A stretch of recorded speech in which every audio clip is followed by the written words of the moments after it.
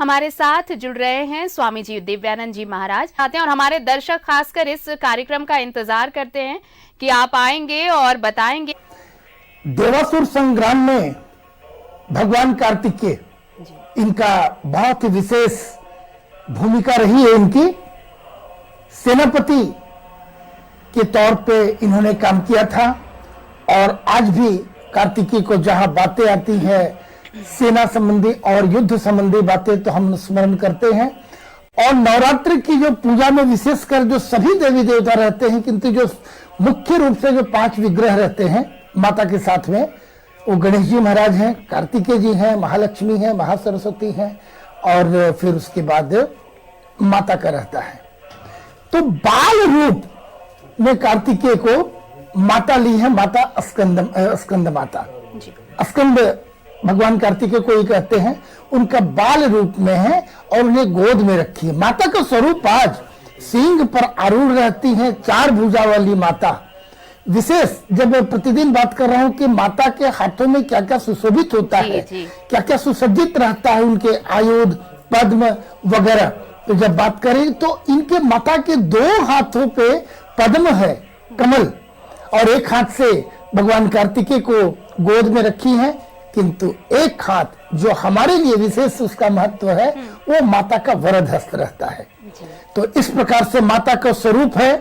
माता को अगर मंत्र की बात आपने पूछी तो मैं बोलूंगा सिंहासनगता नित्यम पद्माश्रित करदोया शुभदास्तु सदा देवी स्कंद माता यशस्विनी। इस मंत्र है माता स्कंद माता का कि पंचम दिवस में साधना इस मोड़ पर, इस स्टेज पर आ जाता है कि यहाँ से फिर अगर कहा जाए तो सूक्ष्म रूप में इस सामान्य जगत से व्यक्ति विलग हो जाता है। जो पूजा कर रहे हैं, जो साधारण पूजा, जो बिल्कुल हो सकता है कि उनकी कोई शिक्षा दीक्षा भी ना हो, स्कूली बहुत ज्यादा उन्हें ज्ञात नहीं है मंत्रों का, संस्कृत का और भाषा का ज्ञान या इस पर, लेकिन देखेंगे उनके भी जो स्टेट ऑफ माइंड है दैट इज बिल्कुल डिफरेंट। वो एकदम अलग से, वो अलग मस्ती में, एक अलग इस दुनिया से हटकर वो माता में स्वतः हो जाता है यदि वो बस समर्पण भाव से पूजा कर रहा है तो। और इसके एक टेक्निकल जो मैं प्रतिदिन जो बात करता हूँ, जो योग साधक हैं, जो कुंडलिनी साधना में लगे हैं, मैं पुनः बोलूं, जो गृहस्थ लोग उस प्रकार की साधना, तंत्र योग साधना के माध्यम से नहीं भी कर रहे हैं, जाननी चाहिए और आपको उससे सहयोग भी मिलेगा आपकी साधना में। तो ये जब मैं बताता हूं कि जब षटचक्र जागरण की बात करते हैं, मूलाधार, स्वादिष्ठान, मणिपूरक, अनाहत, और पंचम दिवस में कहते हैं विशुद्धि चक्र की बात करते हैं। जब विशुद्धि चक्र की बात करते हैं, जब गले की तरफ मैं इशारा कर रहा हूं तो निश्चित रूप से वाणी की बात करते हैं। अष्ट सिद्धि नवनिधि के दाता, हाँ, माँ दात्री हैं, अष्ट सिद्धि देती हैं, नवनिधि देती हैं, हाँ? उसके बाद धर्म, अर्थ, काम, मोक्ष, इस यात्रा के लिए जब हम चले हैं तो विशुद्धि चक्र जब जागृत होने लग जाए, इससे विशुद्धि चक्र जागृत होता है तो सर्वप्रथम वाक सिद्धि आ जाती है। आप देखेंगे अरे बाबा से बात करो ना, बाबा अगर आशीर्वाद दे दिया तो फिर सब ठीक है। वो बाबा दिए कहाँ से? सबसे पहली बात हो तो बाबा जी वही कल तक आपके साथ थे, उनकी बात कैसे लगी, उनका आशीर्वाद कैसे लग गया, ये कनेक्टिविटी आपके अंदर में उनके प्रति एक विश्वास, वो श्रद्धा कहाँ से आया? यही माता की कृपा है कि विशुद्धि चक्र जागृत होता स्कंद माता की अनुकंपा से, और फिर जो व्यक्ति है उसकी वाक सिद्धि आती है, और साथ ही साथ उनके एक चेहरे में एक अलौकिक एक आकर्षण आता है। सुगंध वगैरह तो पहले ही आ चुका रहता है, एक आकर्षण है, एक वो दिखेगा नहीं वो ये रूप से, लेकिन एक ऑरा यहाँ से प्रारंभ हो जाता है। जो देवी देवताओं के हम लोग चित्रों में देखते हैं, कौरा जो पूरा रहता है, एक आभा मंडल, वो आभा मंडल आजकल तो कैमरे निकल गए हैं, अब तो उस कैमरे से भी देखा जा सकता है लोगों की आभा की स्थिति क्या है। इस प्रकार से इसके विकास और ये डेवलपमेंट से होता है। और पंचम दिवस यानी पूर्ण रूप से साधना की एकदम पूर्ण यौवन पर, यहाँ पर तो बिल्कुल इस सांसारिक जगत से हट के व्यक्ति हो सकता है, सारे कार्य कर रहे हैं, सब कुछ कर रहे हैं, लेकिन देखिए उसकी स्थिति अलग है। साथ ही साथ अब यहाँ पर देखिए जब स्कंद माता हैं और भगवान कार्तिकेय जब गोद में हैं बाल स्वरूप में, निश्चित रूप से उनकी अनुकंपा भी मिलेगी। जैसा मैंने बताया कि इनकी भूमिका सेनापति की रही है, तो सेनापति होने के नाते के अंदर में शौर्य पराक्रम है, तो व्यक्ति के अंदर में आध्यात्मिकता उस स्टेट का आ जाता है जी। और जब वो उस गहराई पे जाता है, उसकी मानसिक स्थिति बिल्कुल कंसंट्रेशन, जब हम कहें कि वो बिल्कुल उस गहराई पर पहुंच जाता है शून्य की स्थिति में, क्योंकि महाशून्य की यात्रा है जहां कुछ भी नहीं है। मैं इसको समझने के लिए मैं एक शब्द, साधारण शब्द में कहूं कि लोग बोलते हैं मैं ध्यान कर रहा हूं, तो ध्यान करने के लिए हाँ क्या है, अरे रुको भाई अभी ध्यान में बैठा हूं। नहीं नहीं नहीं नहीं, नहीं। मैंने एक अपनी परिभाषा बनाई है, बहुत छोटी सी, एक लाइन पे है, कुछ नहीं करने की कला को ध्यान कहते हैं। तो व्यक्ति कुछ नहीं कर रहा जब ध्यान में बैठा है, जीरो, वो जीरो पाना में जन्म जन्मांतर लग जाते हैं, वर्ष की बात नहीं, हो सकता है कई जन्म लग जाए। इस जन्म में नहीं साध पाया, अगले जन्म में होगा, उसके अगले में होगा।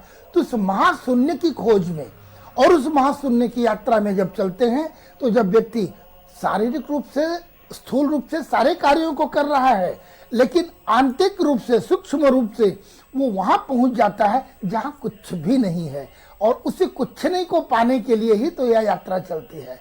तो यह भी साथ साथ माता की अनुकंपा है, और जब भगवान कार्तिक के साथ में है तो वो शौर्य, वो पराक्रम भी मिलता। अब बड़ी समझने की बात है कि किस प्रकार के एक ही व्यक्ति के अंदर में कई चरित्र के दर्शन हो रहे हैं। मैं एक बिल्कुल एक संत, जो साधक, जो कुछ नहीं जानता है, जीरो, दुनियादारी संसारिक जीवन से किसी प्रकार का उसको कोई अर्थ नहीं रह जाता है। यहाँ एक शब्द है वैराग्य। वैराग्य को लोग थोड़ा कम समझ पाए। मैं देखता हूँ दैनंदिनी जीवन में वैराग्य का मतलब समझते हैं गेरुआ पहन के पहाड़ पे चले गए, नहीं। वैराग्य ये आपके अंदर भी आ सकता है, बाकी सामान्य लोगों के अंदर भी आ सकता है। वैराग्य का अर्थ है हम सारी चीजों का उपभोग कर रहे हैं, किंतु हमारा अटैचमेंट उससे बिल्कुल नहीं है, आसक्ति नहीं होना। तो सांसारिक जीवन में सारे कार्यों को करते हुए हम सब कर रहे हैं, किंतु होकर भी उससे विलग है। एक एग्जाम्पल है माता। देखिए 9 देवियों में जो प्रतिदिन बात कर रहे हैं, मात्र स्कंद माता के ही बात में, कि बाल रूप में भगवान हैं। तो बाल रूप का तात्पर्य यही संदेश है कि गोद में एक बालक, तो निश्चित रूप से जिनको संतान संबंधी समस्या आ रही है दंपति को, तो माता की इनकी आराधना से उन्हें संतान प्राप्ति का भी योग बनता है। आपका प्रश्न करने से पहले मैं अगले चीज को बता दूं, जो प्रतिदिन जो सारे दर्शक जानना चाहते हैं, उत्सुकता होती है, कार्यक्रम के बाद भी यह प्रश्न आता है और पहले भी आ जाता है कि महाराज जी अवश्य बताना आप। तो मैं बताऊं, आपका प्रश्न होगा जो प्रतिदिन पूछती हैं आप, कि माता स्कंद माता को, इनको रंग क्या प्रिय है, कौन से पुष्प चढ़ते हैं, क्या भोग लगता है, और कैसे क्या उन्हें उपचार हम करते हैं। माता को सफेद रंग प्रिय है, माता स्कंद माता को श्वेत रंग इन्हें प्रिय है। जो भी अर्पित करते हैं श्वेत यदि हो तो ज्यादा अच्छा। दूसरी बात, पुष्प की बात करें, चमेली का पुष्प या किसी प्रकार का पीत रंग यानी पीले रंग का कोई भी फूल, किंतु अगर चमेली हो तो सबसे उत्तम माना जाए। तो ये फूल हो गए, रंग हो गए। और जैसे बताऊं कि आज सबसे अच्छी बात, प्रतिदिन हम इसकी बात कर रहे हैं कि नव दुर्गा को अलग अलग दिन अलग अलग भोग लगाया जाता है। उसके पूर्व बताऊं, आप ऋतु फल दे, मेवे दे, आप जो भी दे रहे हैं या जो पूर्व में दिए हैं, या दूध हो, शक्कर है, घृत है, ये वो मालपुआ है, वो तो चलेगा, इस पे कहीं मना ही नहीं। किंतु माता स्कंद माता को विशेष रूप से जो प्रिय है वह है कदली फल यानी केला जी। माँ को केला समर्पित करें। और जहां हम उनकी अलंकार की ये बात करते हैं, जब उन्हें क्या विशेष रूप से देना है उनके उपचार में, तो माँ को अलंकार देते हैं। कभी सुगंधित तेल दिया, कभी डोरी दिया, कभी कंघी दिया, कभी दर्पण दिया, कभी सिंदूर दिया। आज बारी आती है माँ सिंदूर तक और तिलक तक माँ का हो चुका है। आज 5वें दिवस में माँ को अलंकार, हाँ फलदायी, अगर हम केला और अलंकार माँ को जब हम प्रस्तुत कर रहे हैं, निवेदित कर रहे हैं, तो उसका फल निश्चित माँ भी प्रसन्न होकर देंगी। जी। बुद्धि का विकास होना, व्यक्ति के अंदर में ये बुद्धि का विकास होना और एक अच्छा व्यक्तित्व बनना। हम किसी भी कार्यक्रम में मैं बात करता हूँ इस बात को कि हम एक अच्छे नागरिक बने, अच्छा पुत्र बने, क्योंकि हम श्री राम को अगर अनुसरण करते हैं, रामायण के पाठ देखिए पूरे भारतवर्ष में गूंज रहे हैं, सप्तशती के पाठ गूंज रहे हैं। कुछ तो संदेश लेना है, मात्र रीडिंग मार्के में नहीं चला जाना। तो ये संदेश, ये गूंज, ये आवाज, ये वाइब्रेशन हमें क्या देता है? हमें एक अच्छा नागरिक बनना, हमें एक देशभक्त बनना, एक अच्छा पुत्र, एक अच्छा पति, एक पुत्री, एक अच्छी पत्नी।